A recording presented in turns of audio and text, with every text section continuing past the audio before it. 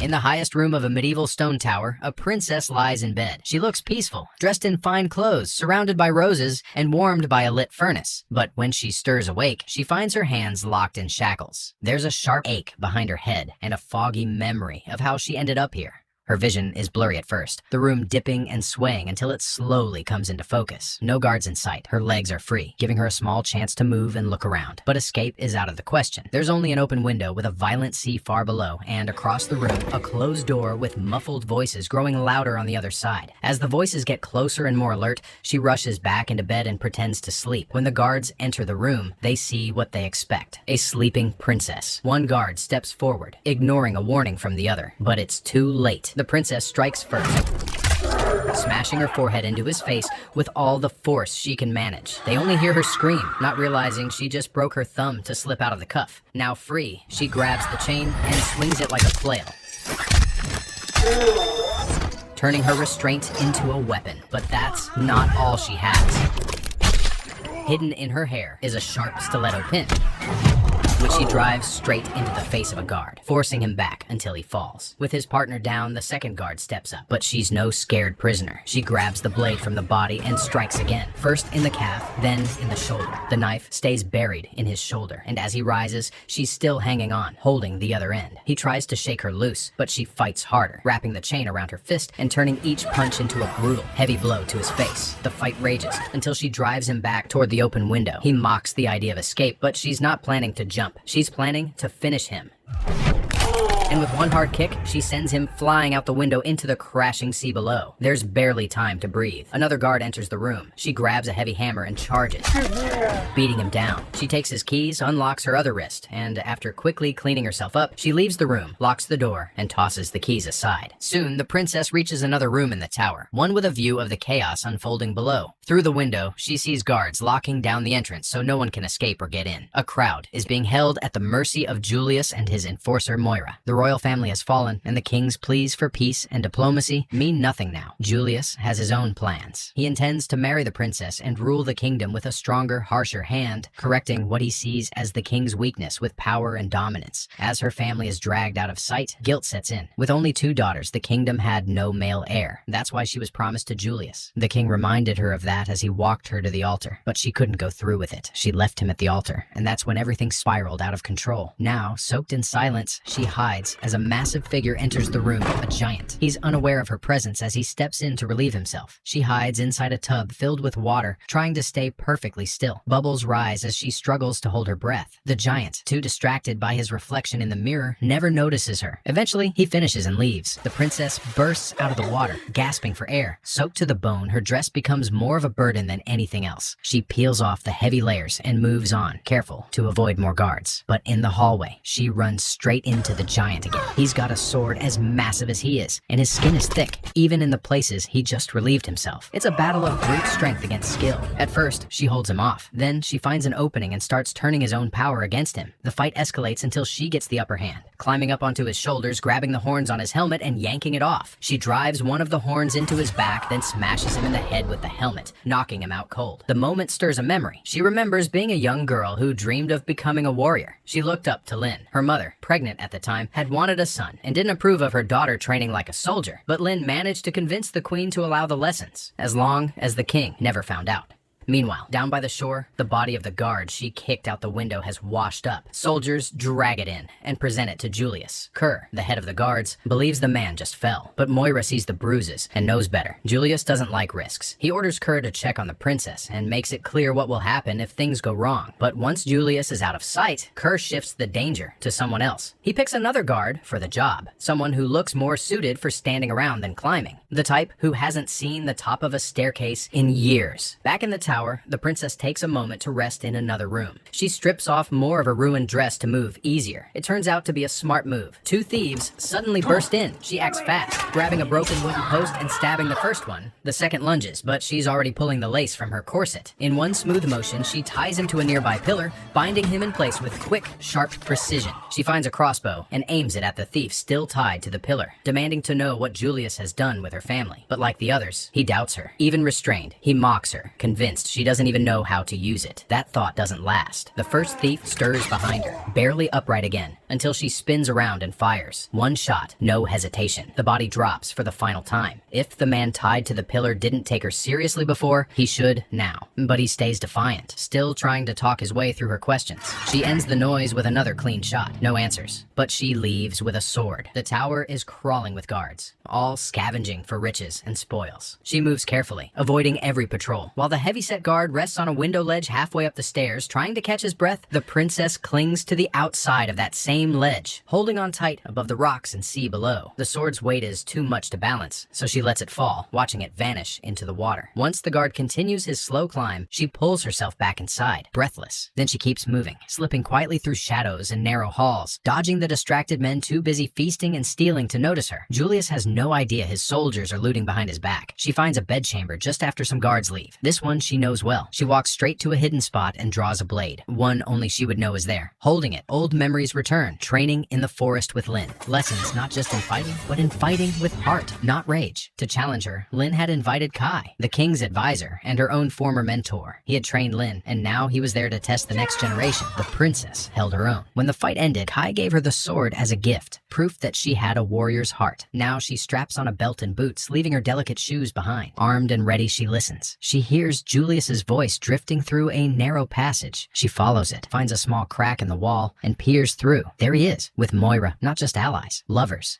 Julius can't seize the kingdom by force, at least not in the eyes of the nobles. To gain power, he needs to marry the princess and pretend to follow tradition. Then, the moment the crown is placed on his head, the king will be killed. A marriage proposal backed by blades, a royal murder, dressed up as ceremony. Now the princess finally has her answers. Moira continues whispering sweet encouragement, pushing Julius further down the path towards seizing the throne. Her words blend with passion as she pulls him in, kissing him deeply and guiding him toward the wall, their moans echoing softly. The princess sees her chance. Clever and quick, she sets a trap behind the wall, predicting exactly where the lovers will drift. She carves out a narrow hole, creating the perfect angle for a deadly strike, her blade inches from Julius's head. The moment that could have ended everything is cut short by a knock at the door. A guard brings news. The king is asking to meet. Moira is torn, annoyed at the interruption, but satisfied that progress is being made. Meanwhile, the guard sent to check on the princess finally reaches the top of the tower, gasping for breath. He peeks through the keyhole and sees what looks like a guard slouched in a chair and the princess asleep in bed. Satisfied, he turns and starts the long walk back down to report to Kerr. The princess, still deep in enemy territory, moves unseen through the halls. Guards are everywhere, but they're focused on looting, not watching. Below, the king meets with Julius. Calm and measured, he urges Julius to reconsider his approach, warning that this path will only turn his people against him. But Julius isn't moved. He lays out his grievance, accusing the king of betrayal. To him, it all began with the princess, her refusal, her defiance, her abandonment. Far above, the princess squeezes through a narrow window into another part of the castle, crawling out onto a ledge. She lands between the legs of a massive armored guard. At first, she assumes he's just another oversized soldier, not worth her focus, until his sword pins her clothing to the floor. She's caught off guard and not thrilled to face another giant right after the last, but survival kicks in. She dodges his wild swings, her blade clashing against layers of steel. Each hit sparks as metal strikes metal. Her attacks barely leave a scratch. Then she finds an opening, his armpit, exposed beneath all that armor. She strikes it 3 times with precision. Then, using his oiled armor to her advantage, she grabs a lit candle and throws it. Flames explode across his body, setting him ablaze in seconds. The meeting between Julius and the king ends in failure. Julius is still bent on power and dominance. Just as he's about to leave, the out-of-shape guard from earlier arrives to report that the princess is safe and sound in her room. Right then, the flaming corpse of the armored guard crashes down from above, landing at Julius's feet. Furious, Julius orders Kerr to end whatever madness is happening in the tower. But Kerr won't get the chance. As soon as Julius steps away, Moira tries to assert herself. She makes a bold comment, suggesting a theory. Kerr mocks her, calling her a harlot and dismissing her voice as meaningless. Moira doesn't argue.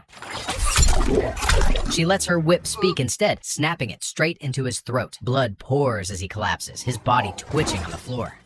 Falls silent. Without missing a beat, Moira steps into Kerr's role and gives her first command. Find the intruder and finish her. No more chances. The princess, aware of what's coming, watches as troops scatter across the tower in search of her. Panic builds in her chest. Fear takes over and she runs. But her escape is blocked. 3 fighters come at her. She's slashed across the arm, but she doesn't stop. She drops 2 with fast, clean strikes, one throat after another. The 3rd falls as she breaks past them. The number of enemies becomes overwhelming. That's when she makes a risky move, ripping off her diamond necklace necklace and scattering the gems across the floor. The chasing guards trip and tumble, giving her just enough of a window to flee. But it's not over. One humiliated guard charges, his pride fueling his rage. She now carries a shield, and with it, she holds her ground. The blow comes as expected and ends as it should. Then the rest swarm. One sword slashes across her waist. She screams, a sound that stops the crowd cold, but she doesn't fall. She grabs the nearest guard and uses him as a shield, then makes a daring leap down to a lower level of the castle. One guard tries to follow but lands hard, leg shattered. The others are forced to take the stairs. The chubby guard stumbles past the princess like a half-dead zombie. Too out of it to even notice her. She watches him go, stunned that he doesn't recognize the danger he's walking past. Spotting a flag just outside the window, she dives out and grabs it. Swinging along the vertical wall, she builds momentum side to side before landing inside a nearby room. Pain shoots through her side, her waist wound bleeding badly. Memories start to surface. She had once overheard her parents discussing her future, her marriage. Her mother had begged the king to reconsider, but he dismissed her concerns. He wanted what he believed was best for the kingdom. She had stepped out in her training gear that day, armor instead of a dress, shocking her father. He hadn't known until that moment. Angry, he tried to reason with her, calling her foolish and delusional. In his eyes, the throne needed a man. She might dream of knighthood, but he saw a child in need of protection. To him, marrying Julius was protection. A respectable man from a respectable family. He left her with the choice, trusting she'd come around when her childish tantrum passed. She had been close to tears then, and now, with that memory fading, the sting returns. Footsteps snap her out of it. She reacts fast, tackling the figure that enters and pinning them to the ground, only to see Lynn beneath her. The two freeze, then breathe. Lynn had been climbing up to find her and is relieved they met halfway. As Lynn treats the princess's wounds, she explains what happened. Julius brought soldiers in the dead of night. The king's guards were outnumbered. Lynn barely escaped, along with a few others. The princess, overwhelmed with guilt, starts to blame herself, but Lynn cuts it off. The past won't help now. Lynn knows where the royal family is being held, and more importantly, how to get there. There's an unguarded route through the kitchen. They're going to take it. Once inside, they silently signal the cook to leave. A group of guards are cornering a female servant, their intentions vile and obvious. Lynn and the princess have the element of surprise, but Lynn bumps into something and causes a loud clatter. One of the guards, confused by Lynn's sudden appearance, barely reacts before she drops him with a frying pan. The princess moves fast, helping the servant escape and leaving 3 guards against the 2 of them. In the kitchen, everything becomes a weapon. Pots, vegetables, water, even rags. The princess takes down one, Lynn another. One guard remains. He lunges through the air, but never lands. Moira's whip lashes around his ankle and yanks him back,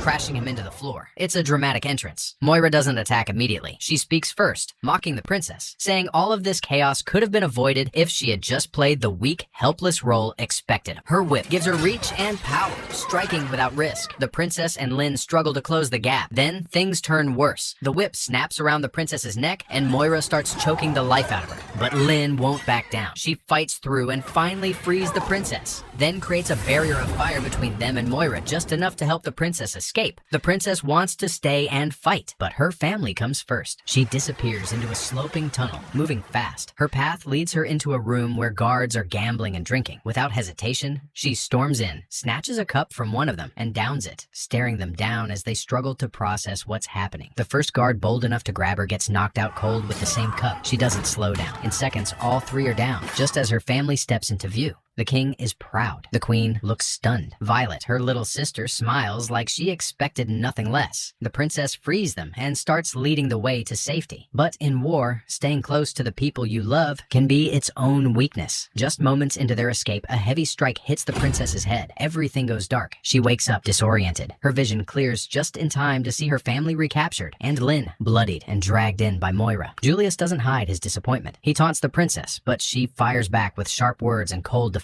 He reveals his twisted plan, expecting her to resist. But to his surprise, she agrees, saying she looks forward to what comes next. Her voice drips with sarcasm as she vows to make his rule miserable. And if he dares to kill her, she promises she'll haunt him for the rest of his days. Moira grows tense under the princess's mockery, but Julius is finished with the games. He turns to the younger sister, Violet, quiet, innocent, and still just a child. Tears fall down the princess's cheeks. The king, still holding on to a shred of hope for Julius's decency, though no one knows why, why, thinks surely he'll draw the line here. But Julius has no such line. The princess and Lynn lock eyes. No words are needed. The plan is clear. The princess charges forward, creating chaos to distract Moira and the guards. It's enough for Lynn to slip in, grab Violet, and pull her away from Julius's reach. But with her hands bound, the princess can't fight. She's quickly overpowered and thrown through a high castle window into the cold river below. Unconscious, she drifts through the current. In that dark space between life and death, memories return. Lynn's voice reminds her, the blade is not a fighter's greatest tool. It's the heart. A real fighter isn't shaped by combat, but by purpose. And her purpose has never been clearer. Her family is in danger. She wakes. Desperate and gasping, she finds a sharp edge, slices through her bindings, and swims to the surface. The wedding must be stopped. Back at the castle, Julius arranges a rushed ceremony. Clergymen gather. Guards spread across every hall, searching for the runaway bride. But the princess isn't done. Soaked and bleeding, she finds her way back into the tower, determined to finish what she started. Then, another threat. A huge soldier blocks her path, laughing as he approaches, likely imagining the worst. Before he can act, a massive statue crashes down onto him. Violet stands behind it, wide-eyed but fierce. The princess, reunited with Lynn and her little sister, can't hide her pride. But the weight of the moment settles in. She regrets becoming a fighter. Maybe if she'd remained just a royal daughter, no one would have died. But deep down, she knows it's not her choices that made Julius a monster. Guards are still sweeping the castle, so Lynn leads the princesses into a hidden storeroom, prepared for emergencies. The grand hall fills with nobles and guests, waiting for a wedding that should never happen. In the storeroom, the three arm themselves, swords, breastplates, and courage. Even now, there's room for a laugh as Violet asks to join the fight. The princess promises that one day she will train her properly, but not today. For now, Violet must stay hidden and stay safe. Elsewhere, Julius presses a blade to the queen's face, demanding she call Violet out. The queen refuses, even with death staring her down. Soldiers pour into the castle faster than they can be stopped. Lynn discards her bow, too slow for the chaos coming, and draws a close-range double-edged sword, built for exactly this. A guard spots the princess and fires an arrow that just barely misses. It throws off their rhythm. Lynn pulls the princess into an alcove between stone pillars. It's narrow, barely enough to hide them, but it'll do. They regroup, gather themselves, and charge back into the fray, slicing through wave after wave of enemies. Julius, ever watchful, notices something off, a flicker of tension in Kai's corner. It's subtle, a glance, a shift in posture, but enough to raise suspicion. Trusting his instincts, he moves in. Kai, realizing he's been made, quickly slips a dagger back into Violet's hand. He gives her one final nod and silently urges her to run. Elsewhere, the princess's earlier advice rings true. Lynn targets weak points, joints, and gaps in the armor. The tactic works. One enemy after another drops under their blades. But Julius isn't far behind. His instincts lead him directly to Violet's hiding spot. Without hesitation, he drags her out by the arm. She fights back, but it's no use. He orders her to kneel, then turns to the priests and demands they begin the wedding immediately. From a distance, the princess and Lynn catch sight of what's happening. No more time. They share one last look, and with silent agreement, split up. Lynn bolts for the grand hall. She bursts through the doors like a storm, sword drawn, launching herself into the fray. Her entrance is so sudden and fierce, it shatters the moment and draws every eye, especially Julius's. Kai now leads the others to safety while Julius finally steps into the fight, maybe to remind everyone he's still the villain at the center of it all. But Moira isn't interested in a group brawl. She breaks away and heads outside, straight for the princess, demanding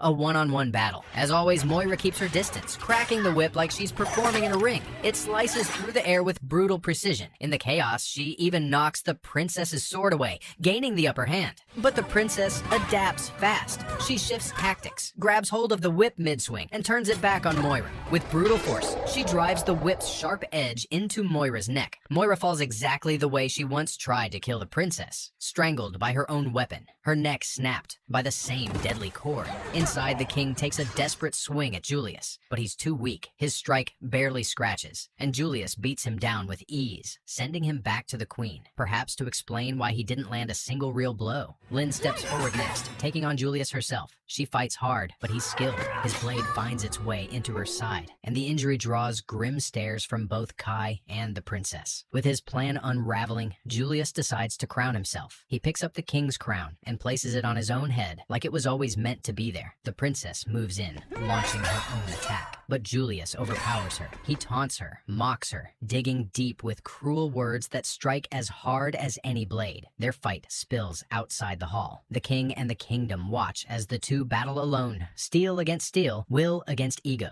Julius boasts about the reign he'll bring, about ruling with fear and brute force, no matter who suffers, but the princess holds her ground. She remembers Lynn's training, patience and precision over pride. Julius talks too much, and that becomes his final mistake. She waits for the opening, and when it comes, she strikes clean. Her blade slices through his neck, ending his reign before it begins. His head drops. The fight is over. She picks up the crown and returns it to the king. The hall is silent for a moment, then bursts into cheers. The threat is gone, and peace is restored. Right there, the king makes a bold declaration. The princess is the rightful heir. No more waiting for a son. The future of the kingdom is hers. He turns to her, not just as a king, but as a father, and asks for forgiveness. He finally sees her for who she truly is. Their joy is complete when Kai approaches, supporting Lynn, who's wounded but alive. The princess rushes to her side, overwhelmed with relief. Lynn made it. Victory fills the air. The people celebrate. Every enemy has been defeated, except one. Down the hallway, the chubby guard finally appears, just now finishing his long journey down the stairs.